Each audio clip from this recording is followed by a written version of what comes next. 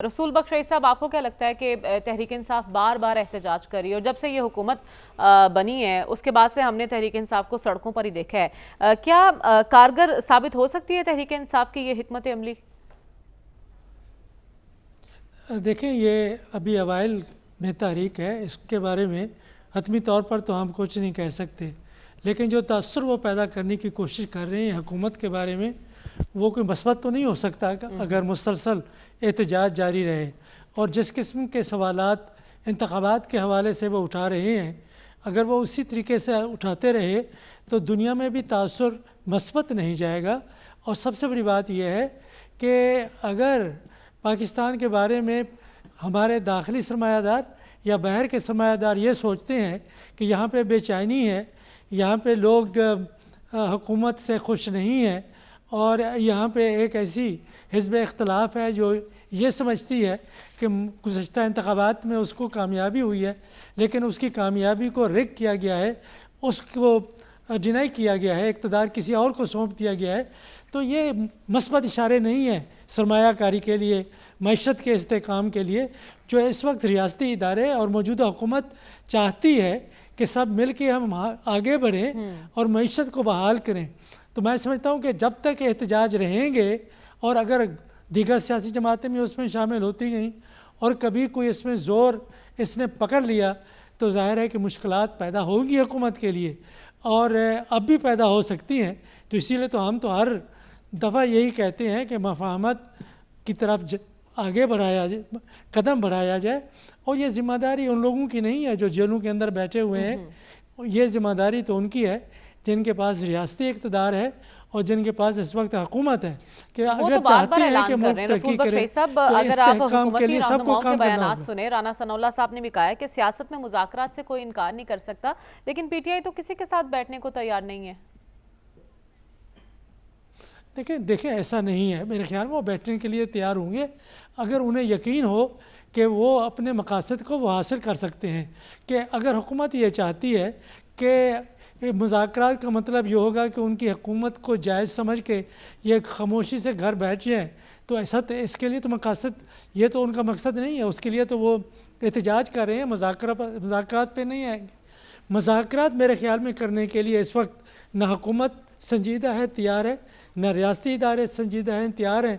اس وقت وہ یہ سمجھتے ہیں کہ طاقت ان کے پاس ہے، اور کارکردگی اچھی دکھا کے، اللہ کرے ایسا ہی ہو کہ کارکردگی اچھی کر کے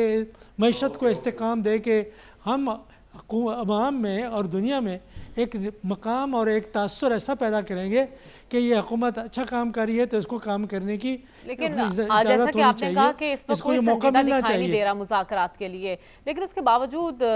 کہیں ڈیل اور ڈھیل کی باتیں ہو رہی ہیں۔ رسول بخش رئیس صاحب، اسلام آباد میں ایسی افواہیں کیوں گردش کر رہی ہیں؟ دیکھیں، یہ باتیں ہوتی رہتی ہیں کہ جب ایسے حکومت کیسے کہہ سکتی ہے؟ کوئی بھی حکومت آج تک کسی نے کہا ہے کہ ہم ایک سامنے بیٹھ کے بات کرنے کے لیے تیار نہیں ہے، جبکہ ایک ایسی سیاسی جماعت ہے جس کے پاس ایک صوبے میں اقتدار بھی ہے، ماضی میں بھی اقتدار میں رہی ہے، اور اپنے آپ کو گریفڈ پارٹی سمجھتی ہے، تو حکومت تو اس پوزیشن میں نہیں ہے سیاسی طور پر کہ وہ انکار کرے، لیکن آگے بڑھنے کے لیے کوئی لائحہ عمل ہونا چاہیے، کوئی راستہ ہموار کرنا چاہیے، اور کوئی مثبت اشارے اس طرح ملنے چاہیے کہ ہم بات چیت کرنے کے لیے تیار ہیں، لیکن مقصد بڑا ہے۔ یہاں پہ اصل معاملہ جو ہے وہ اتنا الجھا ہوا ہے کہ وہ چاہتے ہیں کہ انتخابات کو دوبارہ سے دیکھا جائے، شاید نئے انتخابات کرانا چاہیں۔ کیا حکومت یا سیاسی ادارے انتخابات کو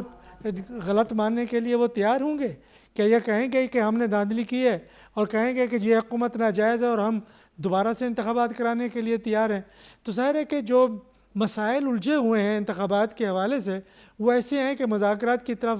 کوئی قدم اس وقت اٹھایا بھی جائے تو بے معنی ہوگا، اور اس لیے میں سمجھتا ہوں کہ حکومت اور ریاستی ادارے سنجیدہ نہیں ہیں۔ وہ چاہتے یہی ہیں کہ جو اس وقت موجودہ نظام ہے، ہائیبریڈ ہے، جو بھی ہے، اس کو قائم رکھا جائے، معیشت کو استحکام دیا جائے، دہشت گردی کے خلاف جنگ کو لڑا جائے، اور اگر پی ٹی آئی اور دیگر جماعتیں احتجاج کرتی رہتی ہیں تو بے شک کرتی رہیں، لیکن جو ہی اگر وہ قانون کے دائرے سے باہر نکلیں گی، امن و امان کی صورتحال پیدا کریں گی، تو ظاہر قانون حرکت میں آئے گا۔ تو اس قسم کی یہ بھی تو ایک سلو تصادم کی پالیسی ہے، اور اس سلو تصادم کی پالیسی سے بھی میں جو بات کر رہا ہوں وہ یہ ہے کہ اس سے پاکستان کی معیشت، سیاست، ریاست، حکومت کے بارے میں جبکہ ہم مشکلات میں پھنسے ہوئے ہیں دنیا میں، یا داخلی طور پر ایک اچھا اثر پیدا نہیں ہوتا۔ رسول بخش رئیس صاحب، آپ کو کیا لگتا ہے کیا یہ پارٹی پالیسی ہے یا پھر انفرادی حیثیت میں ان کا ایک بیان سمجھا جائے؟ میرا خیال ہے کہ ہمارے سیاسی رہنما جب جلسے کے سامنے جاتے ہیں تو ان کے سامنے جو تقریر ہوتی ہے وہ تیار کر کے کبھی نہیں جاتے، اور عوام کو دیکھ کے صرف ہمیشہ میں نے دیکھا ہے کوئی سیاسی جماعت ہو، کوئی کسی سطح کا رہنما ہو، بس جذبات جذبات جذبات جذبات، وہ یہ نہیں سوچتے کہ وہ جو کچھ کہہ رہے ہیں اس کے نتائج کیا نکل سکتے ہیں۔ تو یہ بے معنی باتیں ہیں کہ اسلام آباد پر کوئی قبضہ نہیں کر سکتا، اور یہ فیصلہ امین گناپور صاحب نے نہیں کرنا،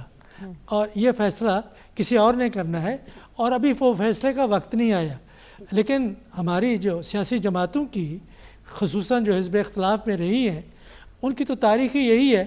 کہ اگر کہیں کچھ نہیں بن پاتا تو اسلام آباد کی طرف چلو، اسلام آباد کی طرف چلو۔ پہلے آپ نے کوئی معاہدہ کرنا ہے، میں تو اسلام آباد کا شہری ہوں اور مجھے پتہ ہے کہ آپ کتنا بڑا عذاب پیدا کرتے ہیں اسلام آباد اور راولپنڈی کے لوگوں کے لیے۔ آپ سیاسی لڑائی کسی اور شہر میں بھی تو لڑ سکتے ہیں، کراچی سب سے بڑا شہر ہے، کہیں اور اسلام آباد آخر کیوں؟ تو میرا خیال یہ ہے کہ یہ جذباتی باتیں ہیں، ایسا ہو نہیں سکتا۔ لیکن یہ ہے کہ جو ریٹرک ہے، پولیٹیکل ریٹرک جو کہتے ہیں، وہ بلاغت اور مبالغہ بازی اور جذباتیت، اس کے بارے میں ذرا سوچنا چاہیے کہ سنجیدگی سے بات کرنی چاہیے۔ میرا نہیں خیال کہ ہمارے سیاسی رہنما کسی بھی سطح کے ہوں کہ اگر کسی سیاسی جلسے میں جانا ہو تو کوئی تقریر تیار کر کے جاتے ہوں، یا یہ کہ ان امور کے بارے میں بات کرنی ہے، ان کے بارے میں کبھی بات کرنی ہی نہیں ہے۔ یہاں اتنی آزادی ہوتی ہے کہ بس بے لگام لوگ ہو جاتے ہیں۔ یا پھر آپ کو اپنے عہدے کا، اپنے منصب کا خیال رکھنا چاہیے، ایسے بیانات سے گریز کریں جس سے عوام میں اشتعال پیدا ہو۔ رسول بخش رئیس صاحب، آپ وابستہ رہے ہیں اور اس معاشرے کا حصہ بھی رہے ہیں، آج آپ نے اس پر کالم بھی لکھا ہے، یہ ٹرینڈ کیا ظاہر کرتا ہے اور آنے والے وقت کو کس طرح سے اس وقت کی منظر کشی کر رہا ہے؟ دیکھیں، یہ احتجاج کوئی روک نہیں سکتا امریکہ میں، اور امریکی طلباء اور نوجوان وہاں پہ کسی اصول کی بنیاد پر مظاہرے کرتے ہیں، احتجاج کرتے ہیں، اور جب تک وہ کامیاب نہیں ہوئے تاریخ میں کبھی وہ مظاہرے بند نہیں ہوئے۔ پہلا جو مظاہرے ہمارے شروع ہوئے وہ تھے ویتنام جنگ کے خلاف، اور دیکھیں اس میں کامیابی ہوئی۔ دوسرے مظاہرے ہوئے، اس میں میں خود شریک ہوا، وہ تھے ساؤتھ افریقہ کی گورنمنٹ کے خلاف جو سفید فام تھی اور اپاتھائی حکومت جسے کہتے تھے، اور وہی اسرائیل کی حکومت ہے یہاں پہ۔ اس وقت اسٹوڈنٹس کی جو احتجاج تھا وہ اپنی یونیورسٹی کی انتظامیہ کے خلاف تھا کہ وہ ان کے پاس بہت فنڈز ہوتے ہیں کہ سینکڑوں ارب ڈالرز میں ان یونیورسٹیوں کے فنڈز ہوتے ہیں جو وہ مختلف کمپنیوں میں سرمایہ کاری کرتی ہیں۔ تو انہوں نے کہا کہ جو کمپنیاں ساؤتھ افریقہ میں کاروبار کرتی ہیں یا کوئی تعلق ہے، ان میں ایک یونیورسٹی کو کسی صورت میں سرمایہ کاری نہیں کرنی چاہیے، اپنی واپس لینا چاہیے۔ وہ تحریک کامیاب ہوئی۔ اب یہ تحریک، یہ جو نسل کشی ہو رہی ہے غزہ میں، یہ لازمی طور پر کامیاب ہوگی،